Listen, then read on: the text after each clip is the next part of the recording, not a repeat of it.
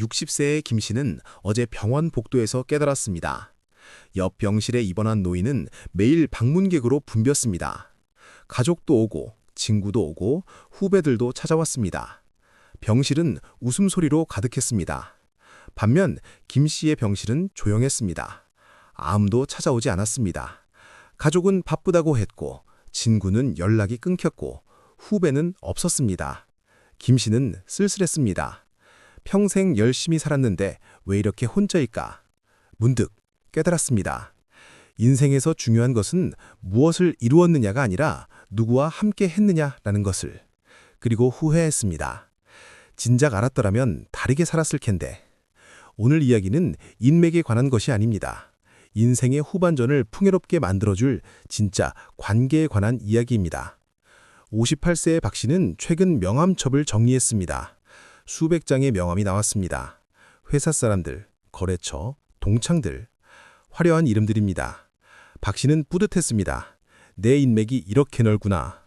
하지만 시험 삼아 전화를 걸어봤습니다. 대부분 받지 않았습니다. 받은 사람도 무슨 일이냐고 물었습니다.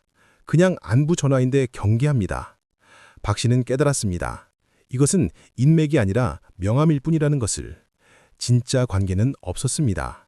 이름만 아는 사람들이었습니다. 박 씨는 허탈했습니다. 평생 인맥을 쌓는다고 살았는데 정작 의지할 사람이 없습니다. 반대로 65세의 이 씨는 명함첩이 얇습니다. 20명 산도밖에 안 됩니다. 하지만 이 씨는 외롭지 않습니다. 그 20명이 진짜 친구들이기 때문입니다. 힘들 때 달려오고 기쁠 때 함께 웃고 아플 때 돌봐줍니다. 이 씨는 젊은 시절부터 관계의 질을 중시했습니다. 많은 사람보다 깊은 사람을 선택했습니다. 지금 그 선택이 빛을 발합니다. 같은 중년인데 이렇게 다른 이유는 무엇일까요?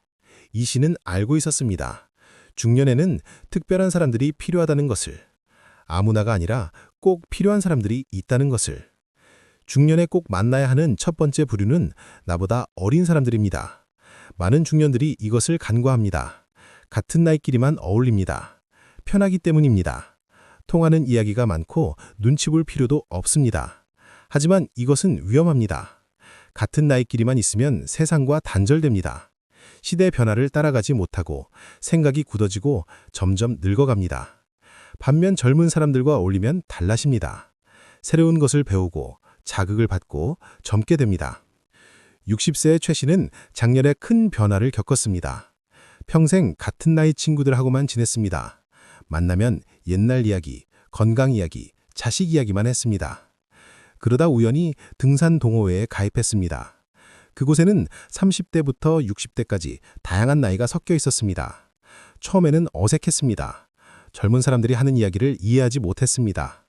하지만 시간이 지나면서 배웠습니다. 스마트폰 사용법, 새로운 문화, 요즘 유행하는 것들. 최 씨는 달라졌습니다. 생각이 유연해지고 마음이 젊어졌습니다. 최 씨는 말합니다. 젊은 사람들과 있으면 늙을 수 없다고. 그들의 에너지가 전염된다고. 무엇보다 세상이 어떻게 돌아가는지 알 수 있다고. 최 씨는 이제 손주들과도 대화가 통합니다. 손주가 하는 이야기를 이해하고 공감해 줄 수 있습니다. 관계가 좋아졌습니다. 이 모든 것이 젊은 친구들 덕분입니다. 젊은 사람들과 관계를 맺으려면 겸손해야 합니다. 나이가 많다고 가르치려고 하면 안 됩니다. 오히려 배우는 자세로 접근해야 합니다. 그들이 잘하는 것을 인정하고 존중하고 궁금해해야 합니다. 그러면 젊은 사람들도 마음을 엽니다. 중년의 경험과 지혜를 배우고 싶어 합니다. 서로가 서로에게 스승이 되는 관계가 만들어집니다. 하지만 여기서 주의할 점이 있습니다. 젊은 사람들과 어울린다고 젊은 척하면 안 됩니다.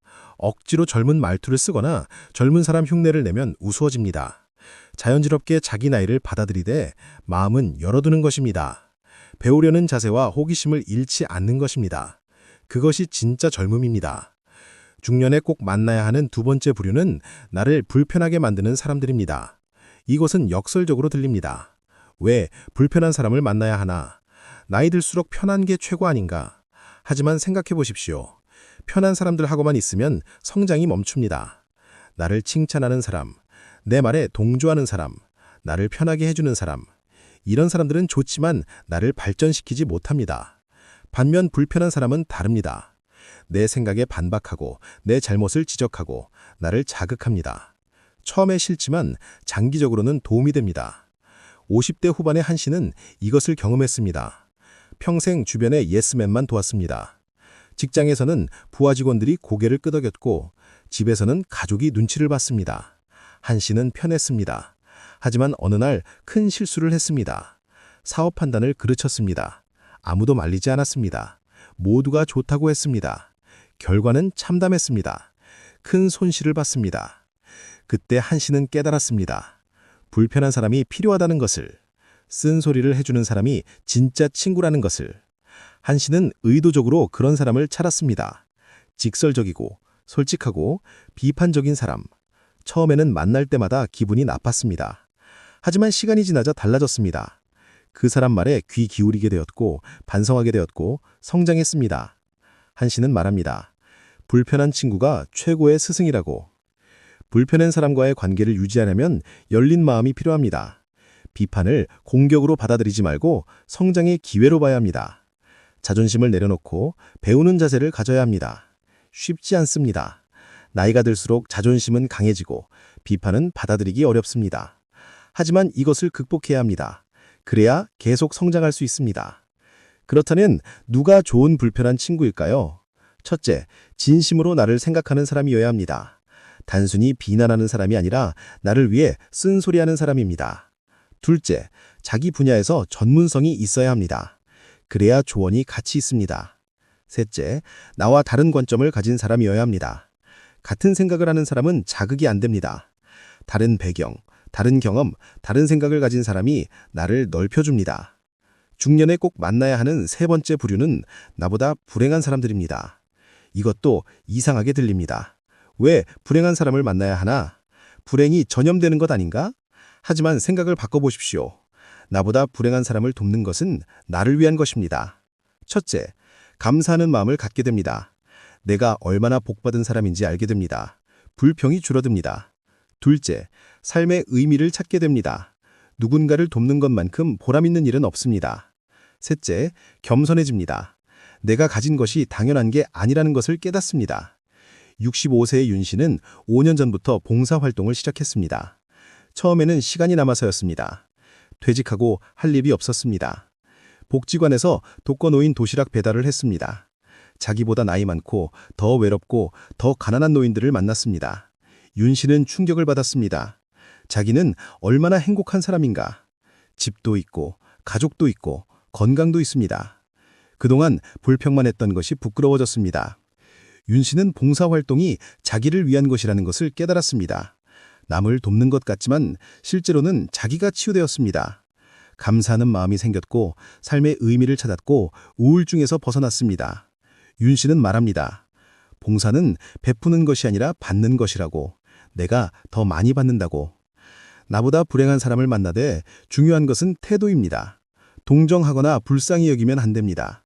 그것은 상대방을 무시하는 것입니다. 존중하고 배우고 함께 해야 합니다. 그들도 나름의 지혜가 있고 강인함이 있고 아름다움이 있습니다.